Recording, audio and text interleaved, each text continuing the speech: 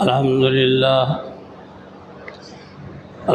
لله نحمده ونستعينه ونستغفره ونؤمن به ونتوكل عليه ونعوذ بالله من شرور أنفسنا ومن سيئات أعمالنا من يهده الله فلا مضل له ومن يضلله فلا هادي له وأشهد أن لا إله إلا الله وحده لا شريك له وأشهد أن محمدا عبده ورسوله صلى الله تعالى عليه وسلم أما بعد فإن خير الحديث كتاب الله وخير الهدي هدي محمد صلى الله تعالى عليه وسلم وشر الأمور محدثاتها وكل محدثة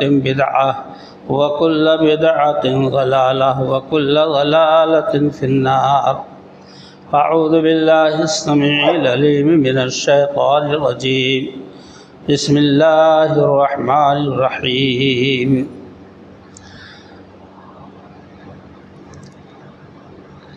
قاف والقرآن المجيد بل عجبوا أن جاءهم منذر منهم فقال الكافرون هذا شيء عجيب أإذا متنا وكنا ترابا ذلك رجع بعيد قد علمنا ما تنقص الأرض منهم وعندنا كتاب حفيظ بل كذبوا بالحق لما جاءهم فهم في أمر مريج أفلم ينظروا إلى السماء فوقهم كيف بنيناها وزيناها وما لها من فروج والأرض مددناها وألقينا فيها رواسي وأنبتنا فيها من كل زوج بهيج تبصرة وذكرى لكل عبد منيب.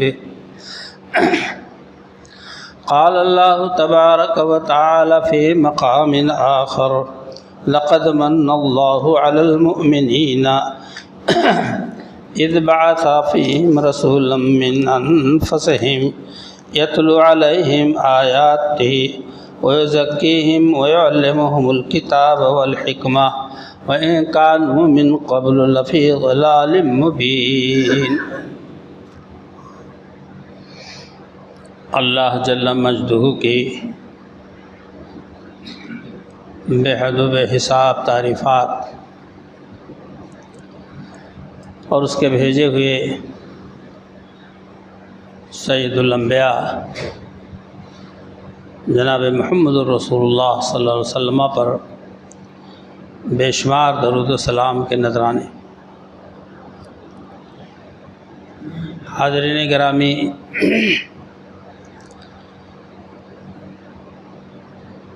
اللہ تعالیٰ نے دنیا انسانیت پر عظیم احسان فرمایا. جب کہ دنیا انسانیت شدید گمراہی میں تھی، اللہ وحدہ کا معاملہ شرک و بت پرستی کے آگے پیچھے ہو چکا تھا کہ اللہ تعالیٰ نے اپنی رحمت و مہربانی سے سیدنا جناب محمد الرسول اللہ صلی اللہ علیہ وسلم کو مبعوث فرمایا اور آپ پر اللہ تعالیٰ نے اپنی آخری الہامی آسمانی کتاب قرآن مجید کو نازل فرمایا، جو زندگی کے تمام مسائل کو محیط کیے ہوئے ہے، اپنے گھیرے میں لیے ہوئے ہے. کوئی مضمون زندگی ایسا نہیں ہے جو تشنہ ہو قرآن کے بیان کے حساب سے، اور جس کی تشریح آقا نامدار سیدنا جناب محمد الرسول اللہ صلی اللہ علیہ وسلم. محترم حضرات، قرآن کریم کے مخاطب اول جنہیں دین کی بنیاد کی خشت اول کہا جائے کہ وہ پہلی اینٹ ہیں اس دین اسلام کے، جن کے ذریعہ مذہب اسلام کے مسائل استوار ہوئے، اللہ تعالیٰ نے ان کو اپنے حبیب صلی اللہ علیہ وسلم کے لیے منتخب فرمایا، اور آپ صلی اللہ علیہ وسلم کے اخلاق، عادات و اطوار، عبادات، مسائل دینی و دنیوی کو صحابہ کرام رضی اللہ تعالیٰ عنہم نے اپنے اندر سمو لیا۔ دنیا کا کوئی انسان ان سے بڑھ کر کے نہ پیدا ہوا ہے نہ پیدا ہو سکتا ہے۔ اللہ کے رسول صلی اللہ علیہ وسلم کے بعد جو صحابہ کرام رضوان اللہ علیہم اجمعین کی جماعت مقدسہ ہے، ان کے مراتب کا، ان کے مقام کا مقابلہ دنیا کا اور کوئی شخص نہیں کر سکتا، اس لیے کہ وہ نبی صلی اللہ علیہ وسلم کے سیرت و کردار کے عکس جمیل تھے، پرتو تھے۔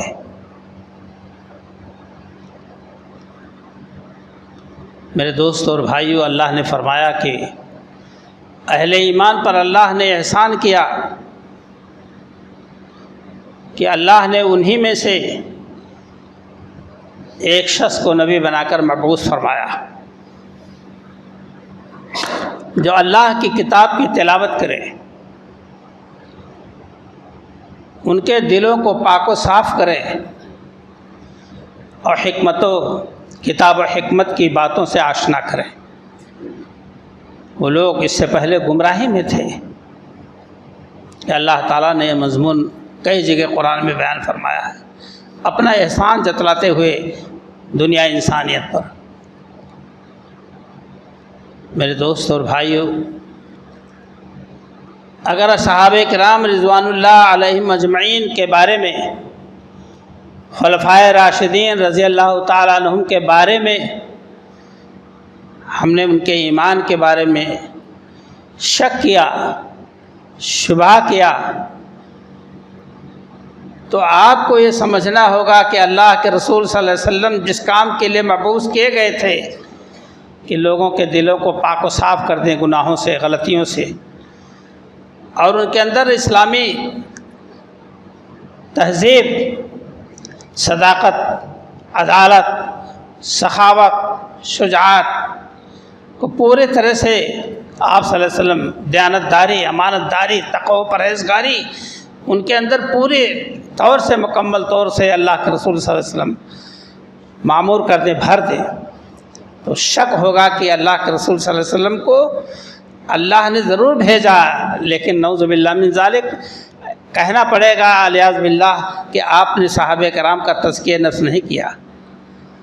وہ جو کا توں نفاق کا شکار رہے، منافقت کا شکار رہے، جبکہ اللہ کے رسول صلی اللہ علیہ وسلم نے خود فرمایا خیر القرون قرنی ثم الذین یلونہم، سب سے بہترین پاکیزہ زمانہ میرا زمانہ ہے، جس میں وہ 1.25 لاکھ صحابہ کرام تھے، ابو بکر صدیق تھے، عمر فاروق تھے، عثمان غنی تھے، حضرت علی رضی اللہ عنہ عشر مبشرہ تھے، اہل بدر تھے، اصحاب احد تھے، صاحبان بیت رضوان تھے، اور فتح مکہ اور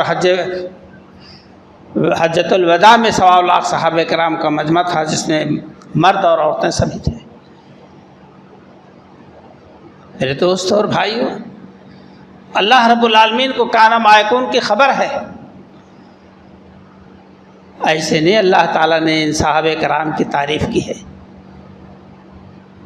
وہ نبی صلی اللہ علیہ وسلم سے سیکھ کر کے، ایمان و عمل سے مزین ہو کر کے ایسا نقش چھوڑا ہے کہ کائنات تک، قیامت تک وہ نقش جو ہے ہمیشہ ہم کو اور آپ کو ایمان و عمل کی دعوت دیتا رہے گا۔ میرے دوستوں اور بھائیوں، وہ صحابہ کرام رضوان اللہ علیہم اجمعین جن کے ایمان کو اللہ نے خود معیار قرار دیا، انہی کے ایمان پر اگر کوئی ڈاکہ ڈالے، شکوک و شبہات پیدا کرے، رقیق حملے کرے، تو خود اپنے ایمان کا جائزہ لے لے۔ اللہ تعالیٰ نے فرمایا کہ فَإِنْ آمَنُوا بِمِثْلِ مَا آمَنْتُمْ فَقَدْ اهْتَدَوْا وَإِنْ تَوَلَّوْا فَإِنَّمَا هُمْ فِي شِقَاقٍ، اگر دنیا والے ایمان لے آئیں اس طرح جس طرح صحابہ کرام ایمان لائے تو ہدایت یاب ہو جائیں گے۔ یہ قرآن اس وقت اترا جب صحابہ کرام و صحابیات، ازواج مطہرات رضی اللہ عنہ کا وجود تھا کہ اگر یہ دنیا والے ایمان لے آئیں اس طرح جس طرح صحابہ کرام ایمان لائے تو ہدایت یاب ہو جائیں گے۔ اسی مکہ میں جب کہا جاتا تھا اے لوگوں ایمان لے آؤ کامیاب ہو جاؤ گے، تو مکہ والے بڑے مغرور تھے، بڑے گھمنڈی تھے، ان کو اپنے کفر پر ناز تھا، گھمنڈ تھا، غرور تھا۔ وہ کہتے تھے کہ ہم بیوقوف ہیں کا ان کی طرح جو ہم ایمان لائے باپ دادا کے دین کو چھوڑ کر۔ وَإِذَا قِيلَ لَهُمْ آمِنُوا كَمَا آمَنَ السُّفَهَاءُ أَلَا إِنَّهُمْ هُمُ السُّفَهَاءُ وَلَكِنْ لَا يَعْلَمُونَ، جب ان سے کہا جاتا ہے ایمان لے آؤ، اپنی زندگی کو عمل صالح سے مزین کر لو، آخرت بنا ڈالو، جہنم کی آگ سے بچ جاؤ، تو کہتے ہیں کہ ہم بیوقوفوں کی طرح ایمان لے آئے۔ اللہ نے کہا نہیں، الا انہم هم السفہاء، اللہ نے فوراً ان کے اس بات کا جواب دیا کہ خبردار، بیوقوف تو یہ لوگ ہیں جو اللہ کے رسول کی بات کو مانتے نہیں، ایمان نہیں لاتے ہیں، یہ بیوقوف ہیں، انہیں اپنے عاقبت، اپنے آخرت، اپنے انجام کی خبر ہی نہیں ہے۔ کون کہہ رہا ہے؟ ان بیوقوفوں کے جواب میں اللہ انہیں بیوقوف کہہ رہا ہے، ہم آپ نہیں کہہ رہے ہیں، دنیا نہیں کہہ رہی ہے، اللہ کہہ رہا ہے۔ میرے دوستوں اور بھائیوں، صحابہ کرام رضوان اللہ علیہم اجمعین کا مقام صرف قرآن سے آپ پڑھ لیں، قرآن سے آپ پڑھ لیں کہ اللہ تعالیٰ نے کیسی ان کی تعریف فرمائی، اور بتقاضائے بشر صحابہ کرام ہی سے کوئی غلطی ہوئی، چوک ہو گئی، عرش والے نے ان کی اصلاح کر دی، عرش والے نے، اللہ تعالیٰ نے آیات اتار کر کے ان کی اصلاح کر دی۔ مسئلہ ایسا نہیں ایسا ہے، معاملہ ایسا نہیں ایسا ہے، تھے تو انسان ہی۔ آپ جانتے ہیں 3 حضرات غزوہ تبوک میں پیچھے رہ گئے دھوکے سے، اللہ کے رسول صلی اللہ علیہ وسلم تشریف لائے، تینوں آدمی لپکے، منافقین بھی پیچھے رہ گئے تھے۔ منافقین نے تو معذرت کر لی چاپلوسی کر کے، آپ خاموش ہیں، جاؤ ہٹو، جاؤ ہٹو، جاؤ ہٹو، مگر ان تینوں کے بارے میں اللہ کے رسول صلی اللہ علیہ وسلم نے غضب کی نگاہ ڈالی اور خاموشی اختیار کی، مخاطب آپ صلی اللہ علیہ وسلم نہیں ہوئے، حتیٰ کہ آپ نے اعلان کر دیا کہ ان کا سوشل بائیکاٹ کر دیا جائے۔ غلطی تو ہو ہی چکی تھی، بیویاں الگ ہو جائیں۔ اللہ، ایک شخص اپنے بھائی کے باغ میں گیا، چھلانگ لگا کر کے، باؤنڈری کود کر کے کھڑا ہوا، کیا میں آپ کا بھائی نہیں ہوں؟ کہا اللہ کے رسول صلی اللہ علیہ وسلم نے کہہ دیا کہ کوئی بھائی نہیں اس کا، تو آپ ہمارے بھائی نہیں۔ یہی نبی صلی اللہ علیہ وسلم جب فرماتے ہیں کہ مہاجر بھائی ہے انصار کا، انصار لوگ سمجھ لیں کہ مہاجرین ان کے بھائی ہیں، فلاں فلاں کا، فلاں فلاں کا، فلاں فلاں کا، وہ اپنے دامن میں سمیٹ کر ان کو اپنے گھر لے گئے، انصار مدینہ رضی اللہ عنہ مہاجرین کو، اور کھانے میں، پینے میں، پہننے میں، باغات میں، کھیتی میں، گھر میں انہوں نے حصہ دے دیا۔ اور نبی صلی اللہ علیہ وسلم کے زبان مبارک سے یہ لفظ نکلے غضب کے کہ حوالہ دیا تو کہا اللہ کے رسول صلی اللہ علیہ وسلم نے نفی کر دی ہے تمہارے بھائی ہونے کی، ہم تم کو اپنا بھائی نہیں تسلیم کرتے، جاؤ بھاگو ہمارے یہاں سے۔ بیویوں نے ساتھ چھوڑ دیا، 50 دن تک توبہ کرتے رہے، آخرکار عرش والے نے ان کی آواز سنی اور اعلان کر دیا معافی کا اللہ تعالیٰ، اور ان کی اصلاح بھی ہو گئی غلطی کا کہ ایسا دھوکہ نہیں کھانا چاہیے۔ میرے دوستوں اور بھائیوں، تو بتقاضائے بشر حضرت ابوبکر صدیق رضی اللہ عنہ کی شخصیت ایک بات سے متاثر ہوئے، حالات سے متاثر ہوئے اور کہہ دیا کہ میں اب مصطح کو، اپنے بھانجے کو، ایک حبہ برابر نہیں دوں گا۔ اس نے میری آبرو پر حملہ کیا ہے۔ اللہ تعالیٰ نے کہا وَلَا يَأْتَلِ أُولُو الْفَضْلِ مِنْكُمُ السَّعَةَ، جائز نہیں، مناسب نہیں ہے جو کشادگی والے ہیں، دولت مند ہیں، کہ وہ اپنا ہاتھ روک لے غریبوں سے۔ اللہ نے اصلاح کر دی۔ کس کی اصلاح فرمائی؟ صدیق اکبر رضی اللہ تعالیٰ عنہ۔ میں عرض کر رہا تھا کہ صحابہ کرام رضی اللہ تعالیٰ عنہ سے اگر کوئی چوک ہوئی تو اللہ نے اس کی اصلاح فرما دی، رسول اللہ صلی اللہ علیہ وسلم نے اس کی اصلاح فرما دی۔ اور یہی نہیں، اصلاح فرمانے کے بعد رضی اللہ عنہم ورضوا عنہ کا تمغہ بھی عطا فرما دیا۔ اللہ ان سے راضی ہو گیا اور یہ اللہ سے راضی ہو گئے نیک انعام پا کر۔ بشارت، جنت کی بشارت مل رہی ہے، جنت کی بشارت مل رہی ہے۔ اور جن لوگوں نے اللہ کے رسول صلی اللہ علیہ وسلم اور صحابہ کرام کے خلاف قدم اٹھایا تو اللہ نے فرما دیا وَمَن يُشَاقِقِ الرَّسُولَ مِن بَعْدِ مَا تَبَيَّنَ لَهُ الْهُدَىٰ وَيَتَّبِعْ غَيْرَ سَبِيلِ الْمُؤْمِنِينَ نُوَلِّهِ مَا تَوَلَّىٰ وَنُصْلِهِ جَهَنَّمَ وَسَاءَتْ مَصِيرًا، جو نبی صلی اللہ علیہ وسلم سے مخالفت کرے گا اور غیر مومنین کی راہ چلے گا، ہم اس کو اسی طرف پھیر دیں گے اور اس کا ٹھکانہ دوزخ ہوگا۔ یہ صحابہ کرام کی تعریف ہو رہی ہے۔ وَيَتَّبِعْ غَيْرَ سَبِيلِ الْمُؤْمِنِينَ، اہل ایمان کے علاوہ، اور اس وقت کون اہل ایمان تھے؟ صحابہ ہی تو تھے، صحابیات ہی تو تھی، انہی کی تعریف اللہ کر رہا ہے۔ اب انہی کو ہم منافق کہہ دیں نعوذ باللہ، تو سب سے بڑے منافق کیا ہم کافر اور مشرک ہیں؟ لوگ سمجھتے ہیں کہ فتویٰ دینا بڑا آسان ہے، زبان جلدی سے ہلا لو۔ قرآن کو دیکھو کہ اللہ کیا فرما رہا ہے۔ اللہ کے نبی صلی اللہ علیہ وسلم نے 10 لوگوں کو جنت کی بشارت دی، فلاں جنتی، فلاں جنتی، فلاں جنتی۔ خلیفہ اول حضرت ابوبکر صدیق رضی اللہ تعالیٰ عنہ، ان خلفائے راشدین میں اگر نفاق پایا جاتا، منافق ہوتے، میں صاف لفظوں میں کہہ رہا ہوں، تو نبی صلی اللہ علیہ وسلم کی وفات کے بعد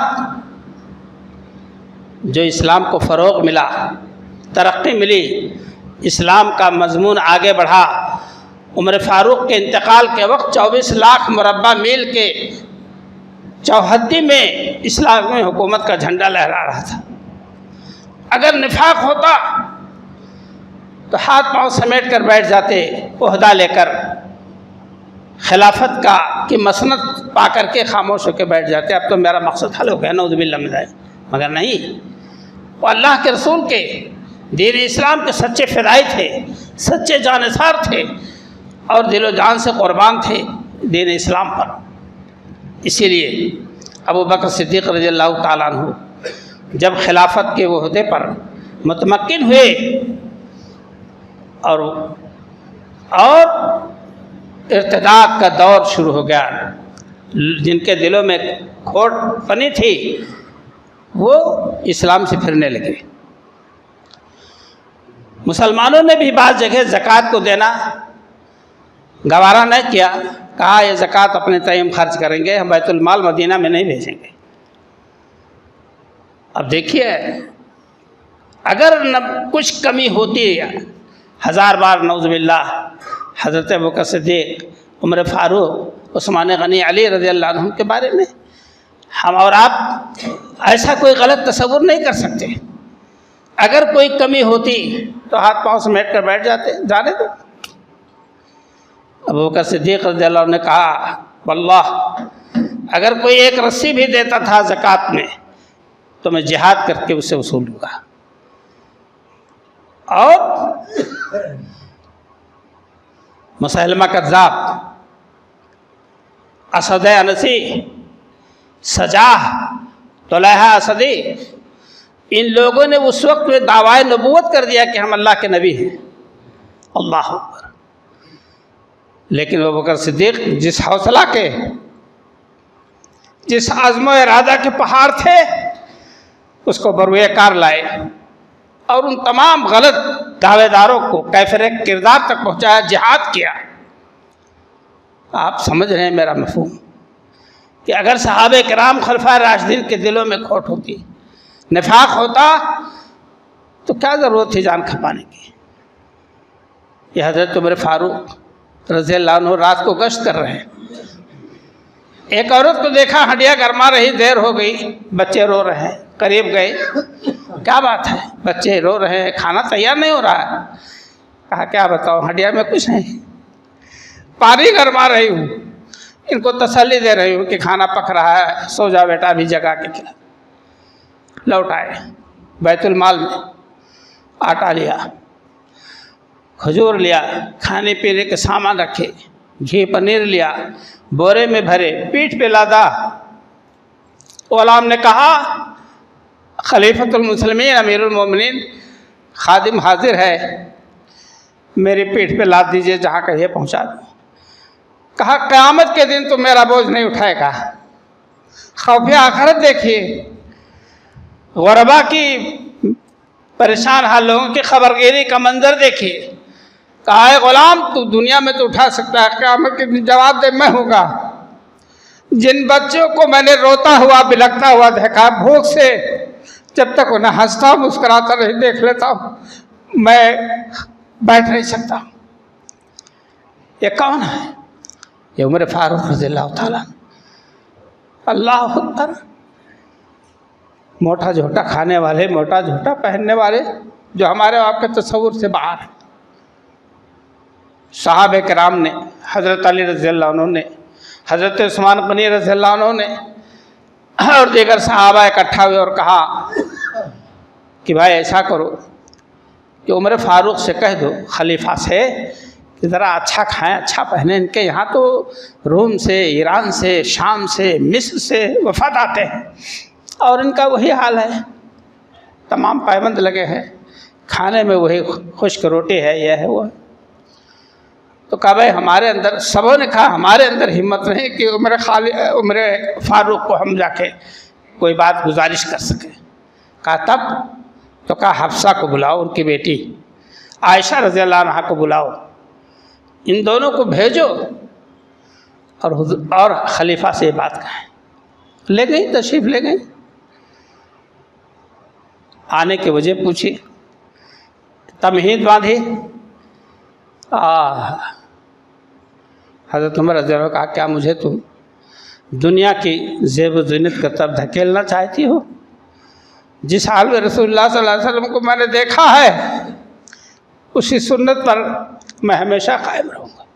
موٹا جھوٹا پہننا اور کھانا، یہی میری زندگی کا یہ کامیابی کا راز ہے۔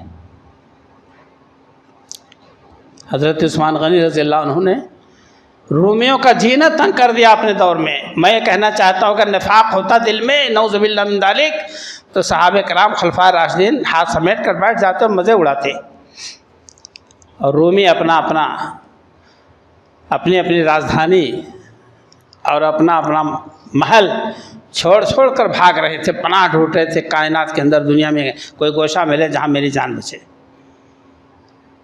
حضرت علی رضی اللہ تعالیٰ عنہ کا تقوی و طہارت، جب خلیفہ ہوئے تو فتنوں کا دور تھا، بلوائی آپ کو گھیرے میں لیے ہوئے تھے،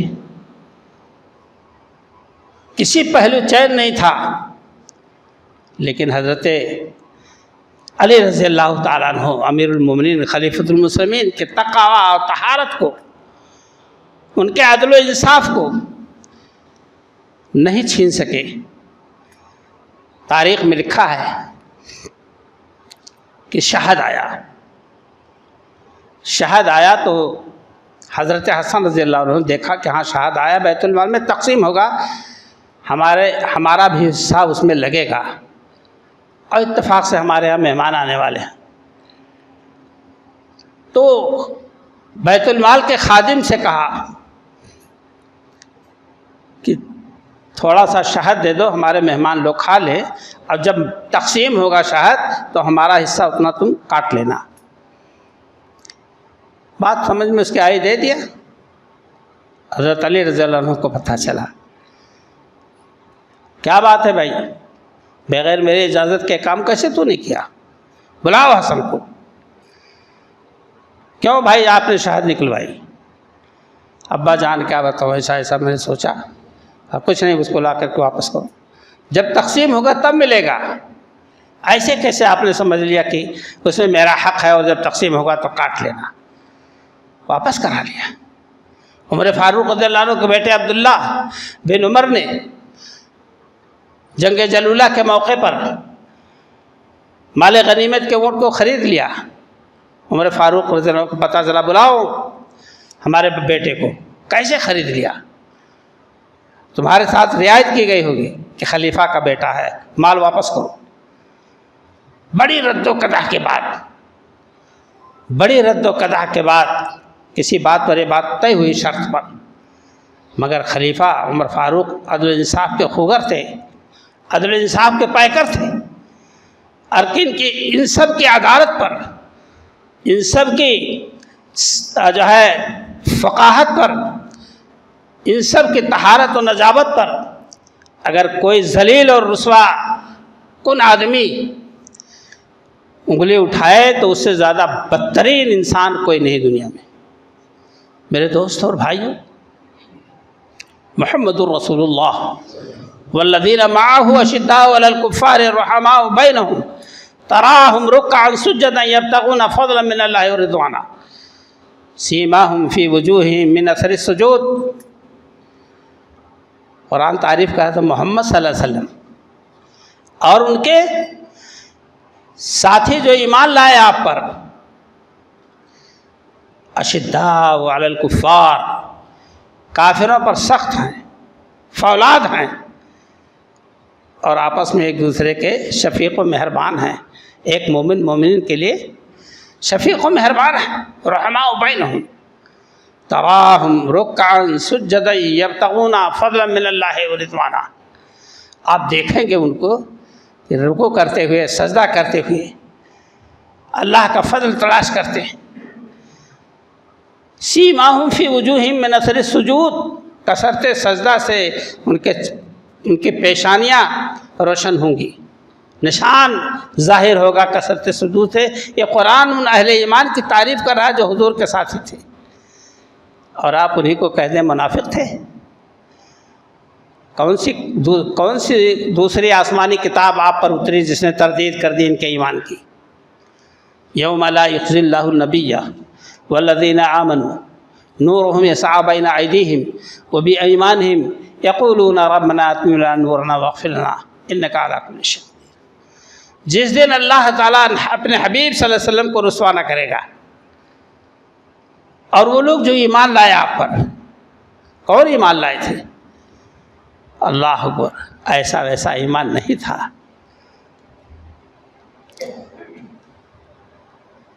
ایک بچے کو، نوجوان نوخیز کو، جو عنفوان شباب کو چھو رہا تھا، جنگ کی اجازت مل گئی۔ دوسرا جو اس کے ہم پلہ تھا کھڑا ہو گیا، اللہ کے رسول صلی اللہ علیہ وسلم میں ان کو پٹخ دیتا ہوں، کشتی کرا دیجئے۔ شوق شہادت، شوق جہاد، جذبے دین اسلام کو فروغ دینے کے لیے ایک نوجوان، دو بچے ہیں، سب کو اپنی جان پیاری ہوتی ہے، مگر وہ اللہ کے بندے اپنی جان پیش کر رہے ہیں۔ اللہ کے رسول صلی اللہ علیہ وسلم لڑا دیجئے کشتی، میں ان کو پٹک دوں گا، اور ہوا بھی وہی، دونوں کو اجازت مل گئی۔ کیا معاملہ ہے؟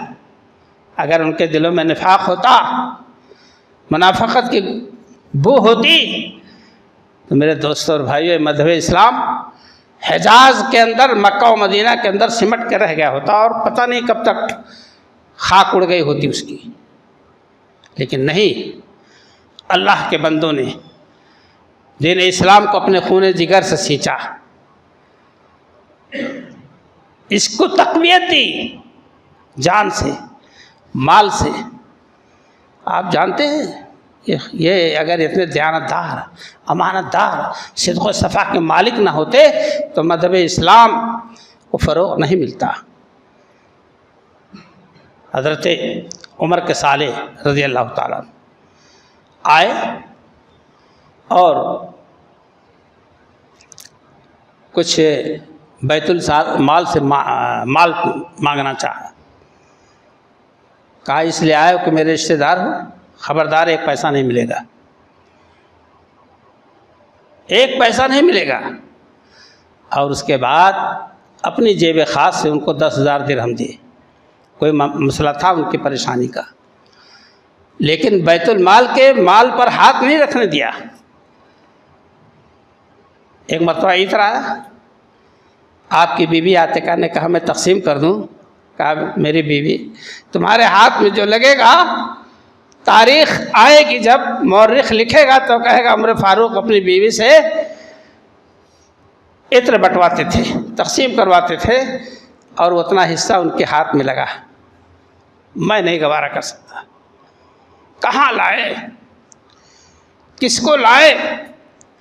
آج بڑے بڑے مدارس، جامعہ و جامعات کے ذمہ داران جن حالات سے گزر رہے ہیں، کسی پر غبن کا الزام ہے، کسی پر کچھ الزام ہے، کچھ الزام۔ میرے دوستوں اور بھائیوں، ایسا ویسا نہیں۔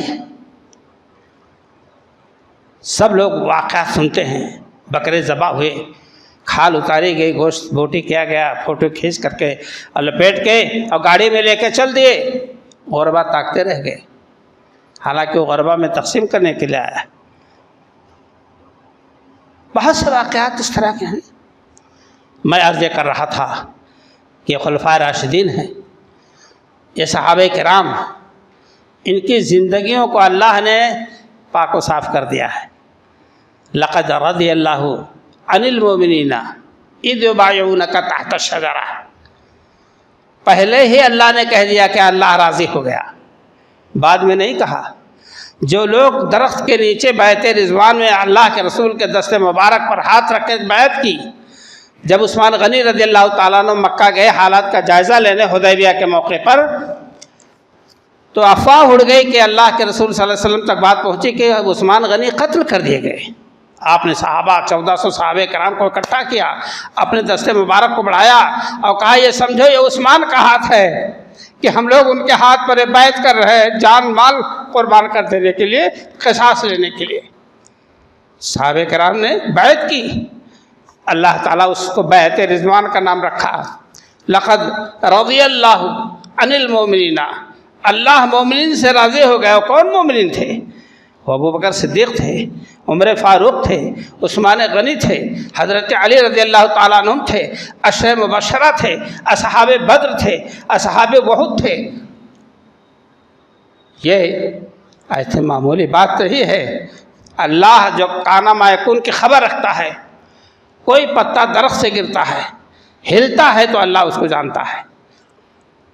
اور اگر ایسے ہی بات رہی تو نعوذ باللہ الزام لگاتے لگاتے آپ کہہ دیں گے کہ اللہ ہی کا غلط انتخاب ہوا، اللہ پتہ نہیں چلا اللہ کو، اللہ عالم الغیب نہیں ہے، اور اللہ نے ایسے نبی کا انتخاب کیا جو لوگوں کے دلوں کو پاک صاف نہیں کر سکا۔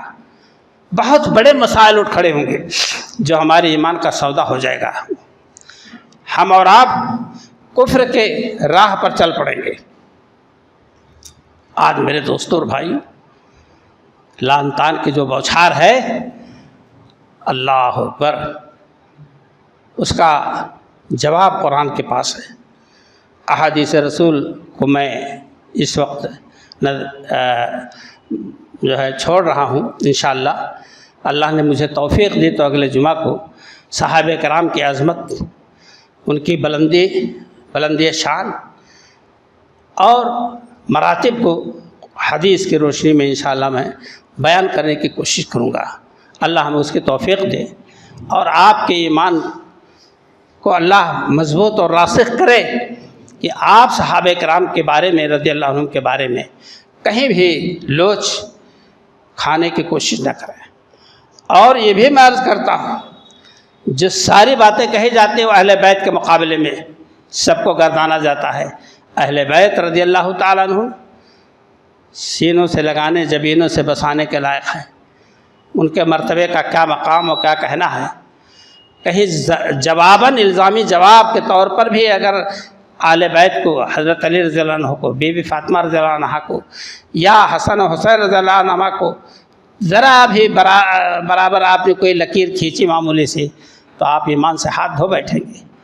ان کی باتوں کا جواب بس یہ ہے کہ لعنت اللہ علیکم، اللہ کی تم پر لعنت ہو، حضور کی حدیث انشاءاللہ، اور اس کے تحت صحابہ کرام اہل بیت رضی اللہ تعالیٰ عنہم کے حالات کا تذکرہ انشاءاللہ کروں گا۔